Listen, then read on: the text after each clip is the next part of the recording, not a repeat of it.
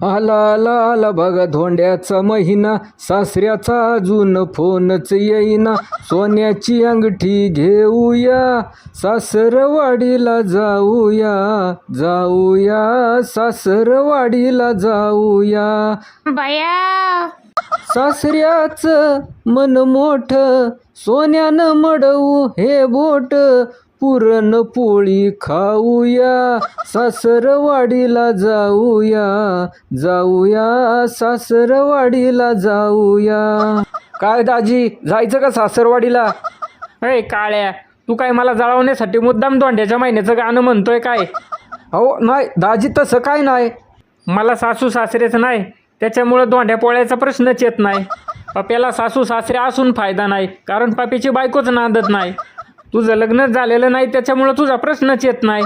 एकंदरीत काय तर आपल्या नशिबात धोंड्या पोळ्याचं जेवणच नाही.